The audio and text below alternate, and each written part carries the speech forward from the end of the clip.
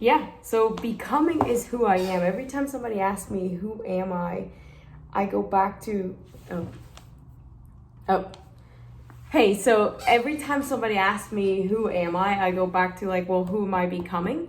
Because if I can answer, who am I becoming, that will tell you who I am and why I do what I do. So I'm reminded of the story of, you know, I grew up as an immigrant student.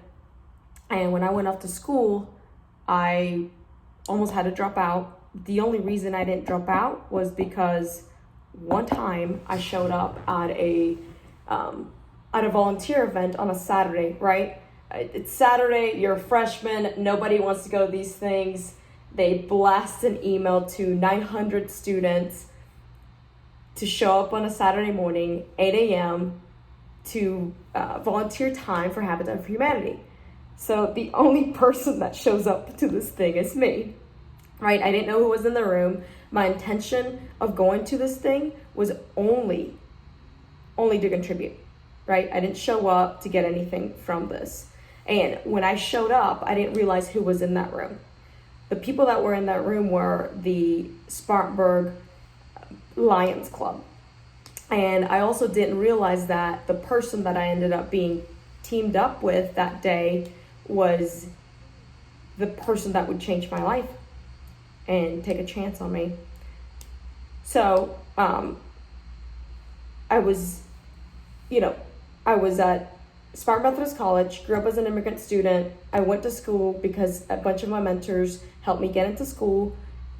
And when I showed up at Spartan Methodist College, I knew I was going to probably have to drop out because we didn't have any money. And also I was actually working on my legal status because I grew up in Guatemala. And that weekend when I showed up to work for Habitat for Humanity as a volunteer, I ended up being paired with the VP of finances at Spartan Methodist College. I didn't know that, right? And then actually at this point, I went into that situation knowing I was probably gonna have to drop out in a week or so. And then what ended up happening is he started asking me all these questions like, hey, Laura, like, this is cool. Thank you so much for being the only student that's here. We're so excited to have you. And then he said, a kid like you must have all these scholarships. I didn't know who I was talking to. I said, well, actually not really. I'm probably gonna have to drop out. But I said, if I'm gonna have to drop out, I'm gonna go all the way in and I'm gonna get everything I can out of this like last couple of weeks. And he said, okay, why don't you come to my office on Tuesday? And not knowing who he was, I said, okay, great. So you work at the school? He's like, yeah, come to my office.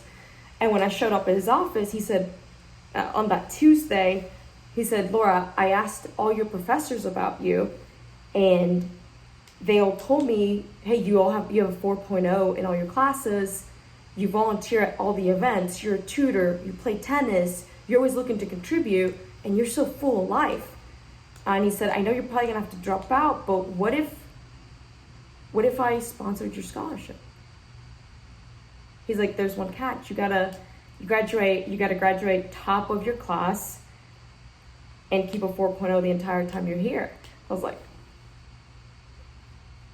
I didn't know what to say, so I said yes, right? Not knowing that that person would be the person that changed my life and my heart, and to having this desire to then on the back end now, seeing where my life is now, leaning towards steadfastness of becoming the #1 top fundraiser for my charity for immigrant students. My lifetime goal is $10 million.